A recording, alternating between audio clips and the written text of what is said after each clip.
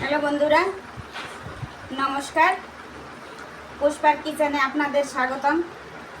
আজ আমরা বানাবো ডালের বড়া। ডালগুলো আমি রাত্রেই ভিজিয়ে রেখেছিলাম। এখন এগুলো আমি মিক্সারের জারে দিয়ে এগুলো আমি ভালো করে পিষে নেব। এগুলো শিলনোড়াতে বাটলে ভালো হয়, কিন্তু ওতে দেরি লাগবে, ওই জন্যই আমি এগুলো এই মিক্সারে দিয়েই পিষে নেব।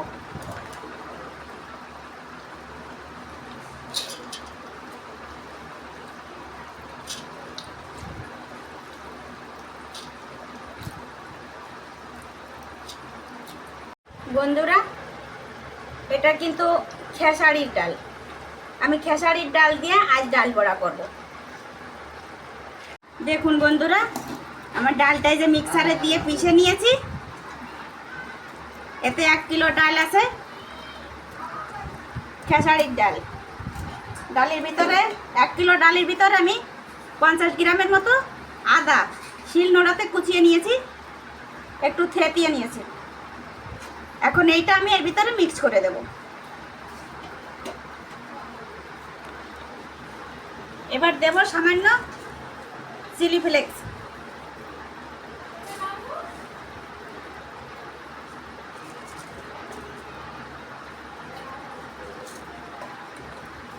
আর দিয়ে দেব কিছু জিরে।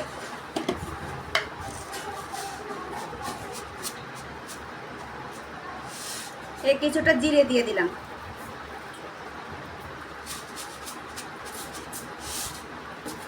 এবার এটাকে ভালো করে মিক্স করে নেব।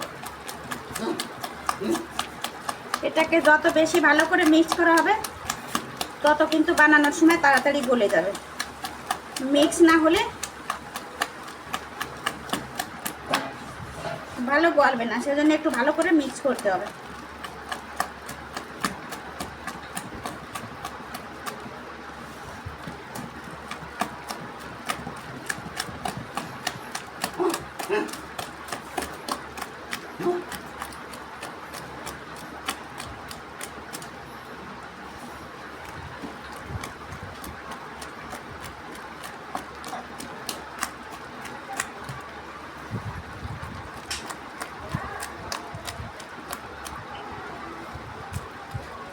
এটা আমি 5 মিনিটের মতো মিক্স করে নিলাম। এবার হয়ে গেছে আমার এটা রেডি।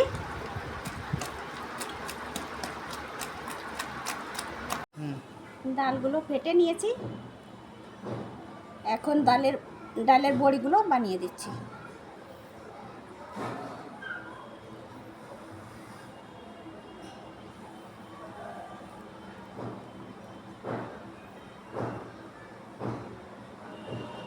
এরকম করে সব বড়িগুলো বানিয়ে দেব।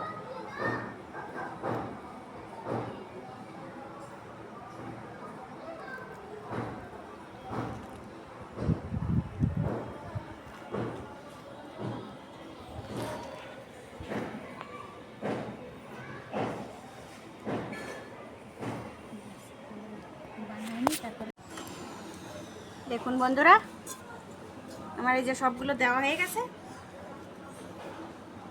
এখন রোদক শুকানোর পরে তারপরে আপনাদের দেখাবো আবার।